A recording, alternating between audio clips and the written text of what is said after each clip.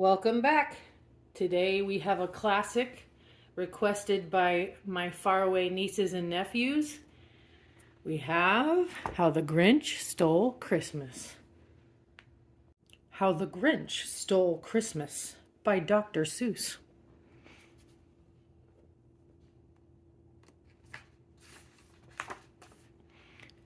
Every Who down in Whoville liked Christmas a lot. But the Grinch, who lived just north of Whoville, did not. The Grinch hated Christmas, the whole Christmas season. Now, please don't ask why. No one quite knows the reason. It could be his head wasn't screwed on just right. It could be, perhaps, that his shoes were too tight. But I think that the most likely reason of all may have been that his heart was 2 sizes too small. But whatever the reason, his heart or his shoes, he stood there on Christmas Eve hating the Whos, staring down from his cave with a sour, grinchy frown at the warm-lighted windows below in their town. For he knew every Who down in Whoville beneath was busy now hanging a mistletoe wreath. "And they're hanging their stockings," he snarled with a sneer. "Tomorrow is Christmas. It's practically here." Then he growled with his Grinch fingers nervously drumming. "I must find some way to stop Christmas from coming." For tomorrow, he knew, all the Who girls and boys would wake bright and early. They'd rush for their toys. And then, oh, the noise. Oh, the noise, noise, noise, noise. And that's one thing he hated. The noise, noise, noise, noise. Then the Whos, young and old, would sit down to a feast, and they'd feast, and they'd feast, and they'd feast, feast, feast, feast. They would feast on Who pudding and rare Who roast beast, which was something the Grinch couldn't stand in the least. And then they'd do something he liked least of all. Every Who down in Whoville, the tall and the small, would stand close together with Christmas bells ringing. They'd stand hand in hand, and the Whos would start singing. They'd sing, and they'd sing, and they'd sing, sing, sing, sing. And the more the Grinch thought of this Who Christmas sing, the more the Grinch thought, "I must stop this whole thing. Why, for 53 years I've put up with it now. I must stop this Christmas from coming. But how?" Then he got an idea. An awful idea. The Grinch got a wonderful, awful idea. "I know just what to do." The Grinch laughed in his throat, and he made a quick Santa Claus hat and a coat. And he chuckled and clucked. "What a great Grinchy trick! With this coat and this hat, I look just like Saint Nick. All I need is a reindeer." The Grinch looked around. But since reindeer are scarce, there was none to be found. Did that stop the old Grinch? No, the Grinch simply said, "If I can't find a reindeer, I'll make one instead." So he called his dog Max. Then he took some red thread, and he tied a big horn on the top of his head.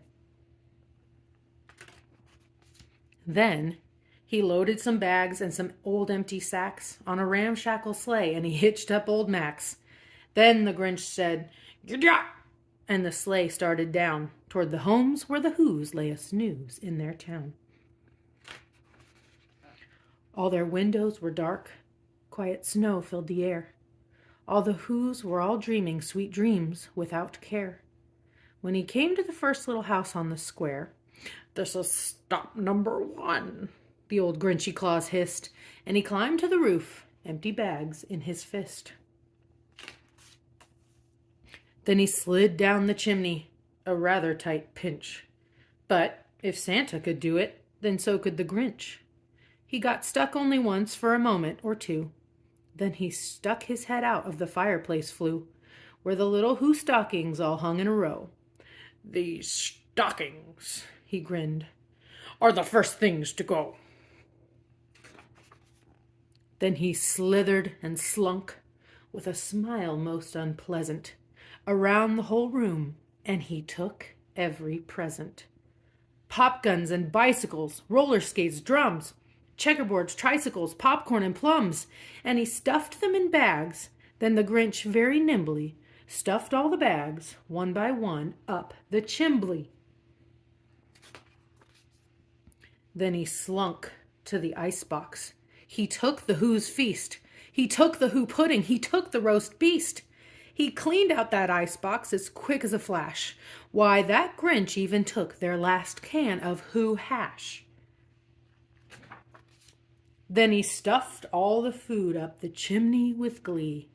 "And now," grinned the Grinch, "I will stuff up the tree."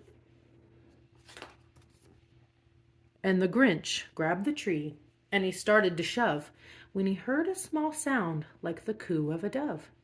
He turned around fast, and he saw a small Who, little Cindy Lou who was not more than 2.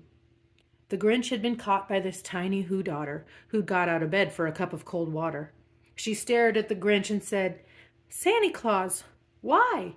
Why are you taking our Christmas tree? Why?" But you know, that old Grinch was so smart and so slick, he thought up a lie and he thought it up quick. "Why, my sweet little tot," the fake Santa Claus lied, "there's a light on this tree that won't light on one side. So I'm taking it home to my workshop, my dear. I'll fix it up there, then I'll bring it back here."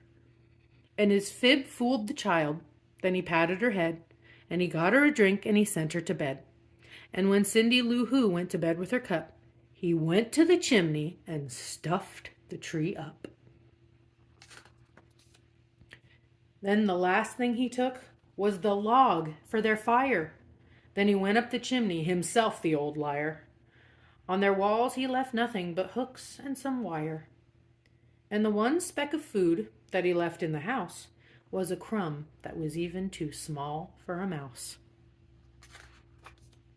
Then he did the same thing to the other Who's houses, leaving crumbs much too small for the other Who's mouses. It was 1:15 dawn, all the Who's still abed, all the Who's still a snooze when he packed up his sled. Packed it up with their presents, the ribbons, the wrappings, the tags and the tinsel, the trimmings, the trappings. 3,000 feet up the side of Mount Crumpet, he rode with his load to the tip-top to dump it. "Pooh, pooh, to the Who's," he was grinchishly humming. "They're finding out now that no Christmas is coming. They're just waking up. I know just what they'll do. Their mouths will hang open a minute or two. Then the Who's down in Whoville will all cry, 'Boo-hoo!' That's a noise," grinned the Grinch, "that I simply must hear." So he paused, and the Grinch put his hand to his ear, and he did hear a sound rising over the snow. It started in low, then it started to grow. But the sound wasn't sad. Why, this sound sounded merry. It couldn't be so, but it was merry, very. He stared down at Whoville. The Grinch popped his eyes. Then he shook. What he saw was a shocking surprise.